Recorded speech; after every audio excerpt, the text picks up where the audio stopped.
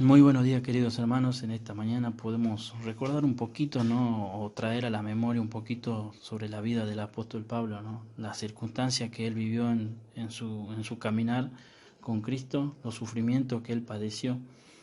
Y a pesar de él haber sufrido bastante, no guardó rencor o no tuvo amargura contra el Señor. Es más, él dijo que nos gloriemos en las tribulaciones. También podemos apreciar que él entendía que todas esas adversidades eran usada para el Señor, por el Señor para la formación de su carácter, sabiendo que la tribulación produce paciencia. También podemos ver que él aceptaba con satisfacción sus pruebas y penalidades en la esperanza de que de este modo sus convertidos y demás creyentes pudieran ser librados.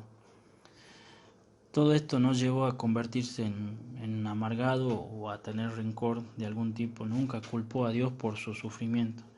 Él lo recibió todo como parte de su compromiso con Cristo y confió en que Dios se encargaría de todo. Todo ese sufrimiento tenía un propósito, tanto para Pablo, sino también para cada uno de nosotros.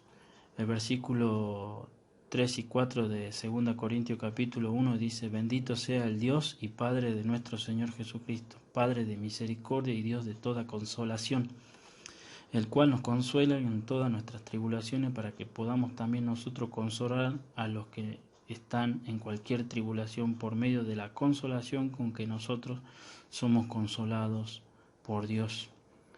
El propósito del sufrimiento es que Dios nos capacita a cada uno de nosotros para poder consolar a otro. En segundo lugar podemos decir en 2 Corintios capítulo 1 versículo 9: pero tuvimos nosotros mismos sentencia de muerte para que no confiásemos en nosotros mismos, sino en Dios que resucita a los muertos.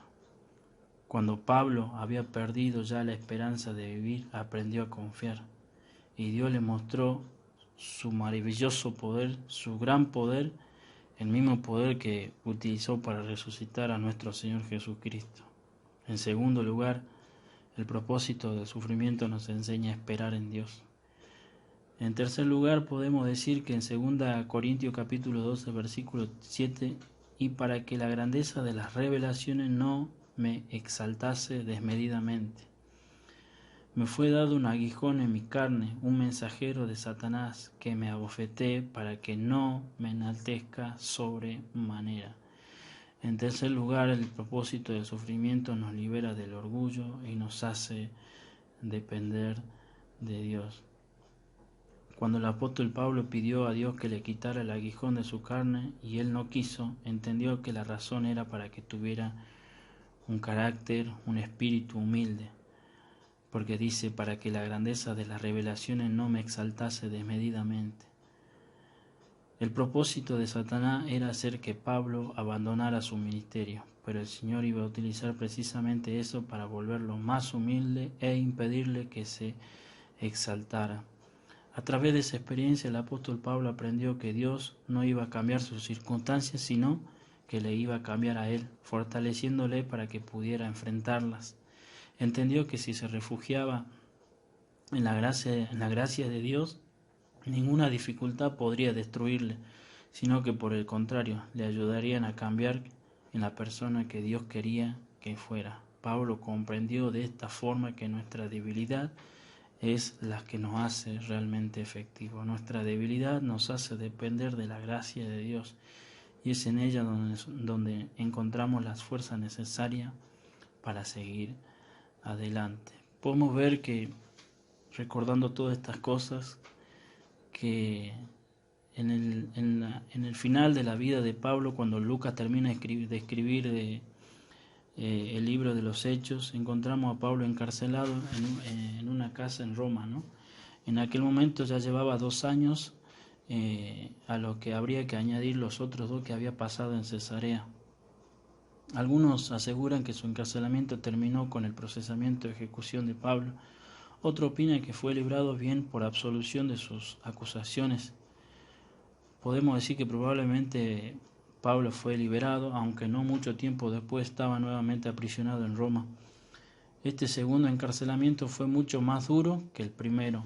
Ahora no había grupo de amigos que llenaran su habitación, puesto que los cristianos en Roma habían sido asesinados y esparcidos por todos lados. Y en ese periodo escribió la segunda carta a Timoteo, en la que describe algunas de sus circunstancias personales. Algunas cosas nos revelan que la miseria que pasaba en el calabozo. Por ejemplo, le ruega a Timoteo que le traiga una capa que había dejado en Troas para defenderse de la humedad y de la prisión y del frío.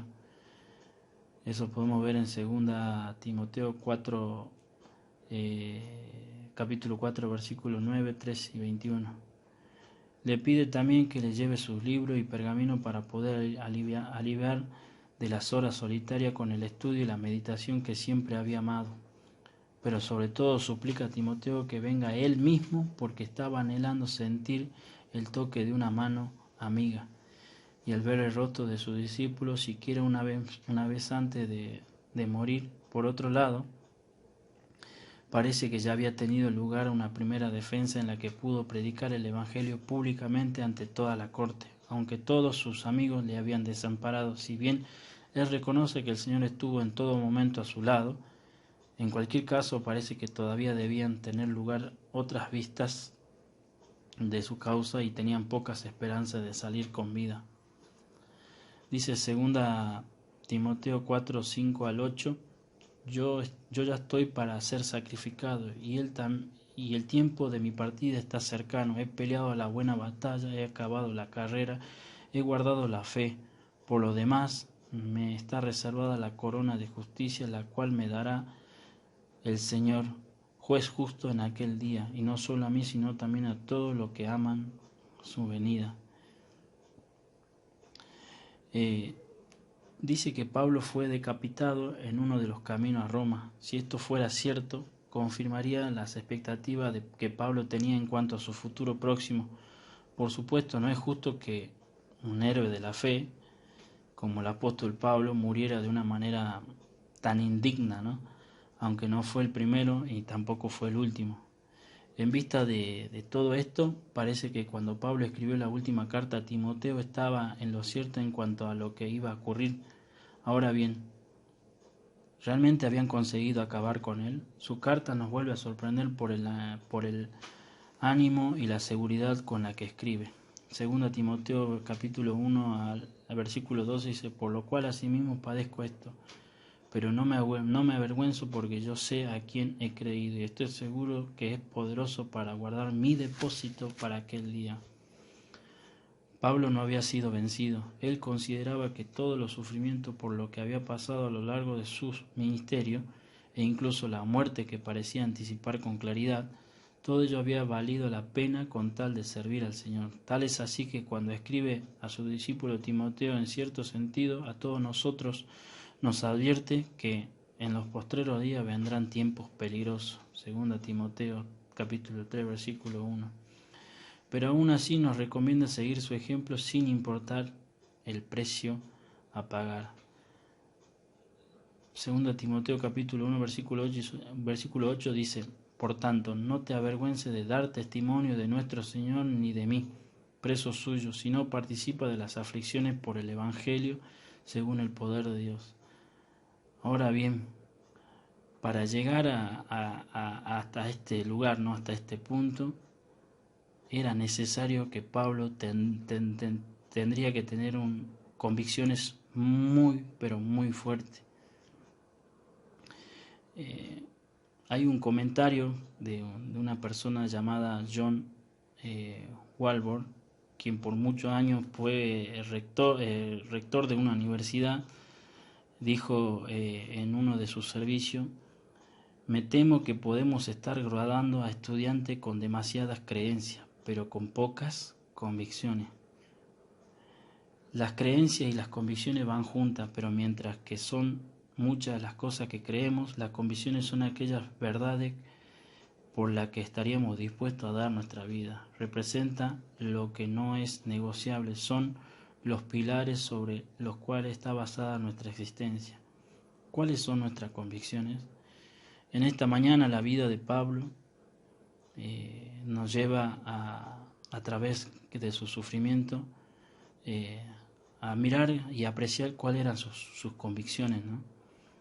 En la cual él no culpó a Dios por los sufrimientos, sino que él lo recibió todo como parte de su compromiso con Cristo, y confió en que Dios se iba a encargar de todo lo demás.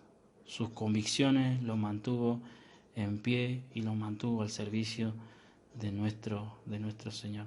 Que en esta mañana podamos reflexionar, ¿no?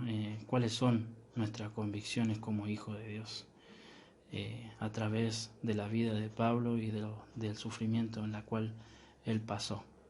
Que le sea de bendición.